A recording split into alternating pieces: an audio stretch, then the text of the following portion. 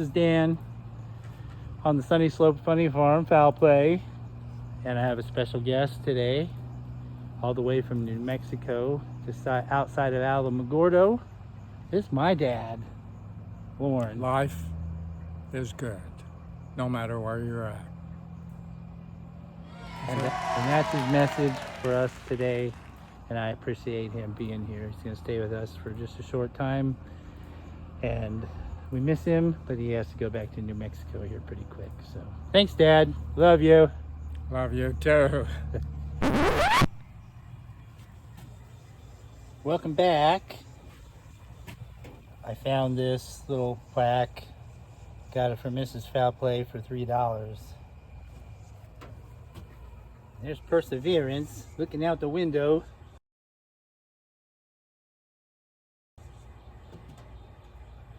It's I'm gonna figure out what day this is. It's May 4th, and we met my dad just recently, and it's 20 after 7, so we do have the birds inside. We're expecting some storms around 10 o'clock or so. So even George and Scrappy went into the duck house tonight, and I'm sad to report that we lost Gracie. If many of you, if you're new to the channel, we had 2 guinea birds left out of 12, and the 2 we had left was George and Gracie, and then we tried to hatch 10 guinea bird eggs, and only 1 hatched, and then we got Scrappy out of it. And lately Scrappy has been bonded with George, and poor Gracie was kind of left alone and vulnerable to a predator. And we found several piles of feathers way back by our ponds, and we couldn't find any trace of her. I looked all over for her, couldn't find her. But really what I wanted to say from the last video, and thank you for watching, for my buddy Larry. I can't tell you how much he's my hero. But what we're doing is trying to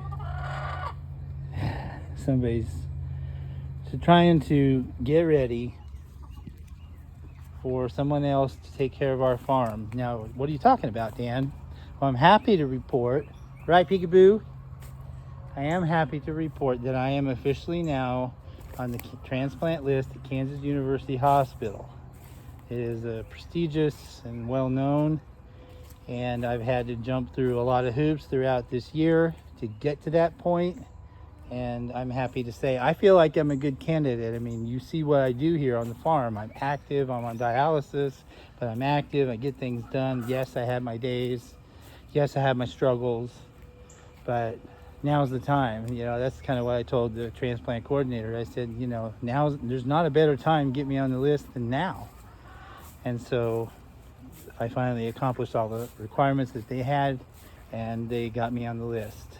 And so basically at any minute, if you don't hear from me, that could be good news, because I'm in Kansas City getting a transplant. And every time the phone rings, I jump, I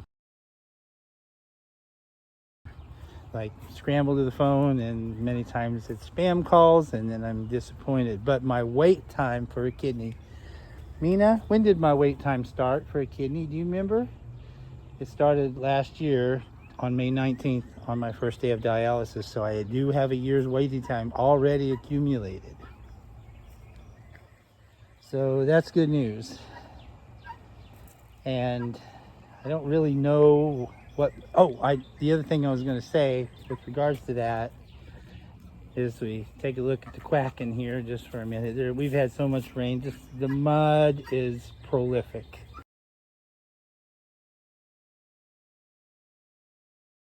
From all the rain, and that's okay. It rains. We need it, the ponds need it, but it does make for a messy farm. Right, ladies? Anyway, I also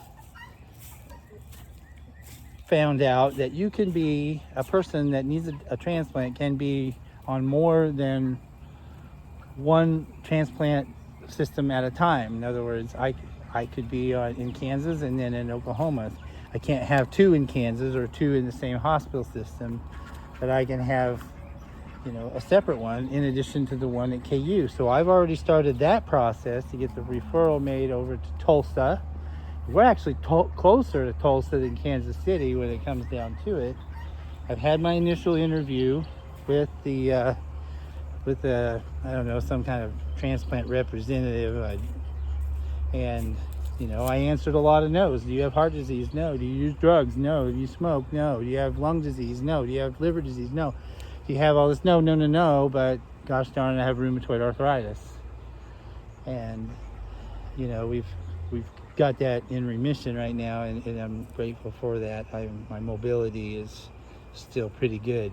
Here come up the tomato plants, pepper plants. Mrs. Foul Play's knocking it out of the park with the garden. And so basically what we're trying to do is get our house in order, so to speak. Look at these grapes that we are gonna have this year. Woohoo! That is awesome. Grapes are magnificent. So we're trying to get our house in order. I'm making repairs to some siding on the farmhouse because we might be gone. If they called me for a kidney right now, I wouldn't get home till fall. We would have to leave for Kansas City, but live there for several weeks. So that's the update. I mean, it's a great update, and maybe more. I'll have some more videos. Oh, I'm going to introduce you to some kitty cats. Yes, more cats. My wife had a colleague at work that had some mama that had some kittens, and the mama died and they were orphaned, and we brought them home when they were just 4 weeks old. So we have Jazzy and Ziggy Bean. That's their names, Jazzy and Ziggy Bean. And I'll introduce you to them. They're a couple of little yahoos, that's for sure. So stand by to watch kitten cuteness. Easy for me to say. And I appreciate you watching. Please pray for us. Follow Jesus. We'll see you next time. This is a little bit of kitten cuteness right there. That's one we call Jazzy May, Jazzy. And she is the sassiest little thing.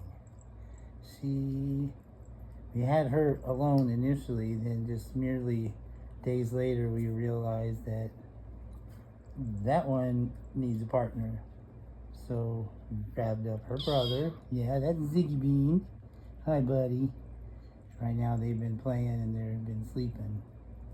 So we have Ziggy Bean and Jazzy. You saw them in the last short, and one of them was asleep, and Ziggy Bean was reading the scriptures with me. And that was early one morning, and they climbed up on my lap, and Jazzy went to sleep, and Ziggy Bean came over, and he went to sleep too, but he was a little curious about the scriptures. So, Jazzy May and Ziggy Bean. Sometimes we call him Mr. Bean. Bean. Thank you, Grandpa.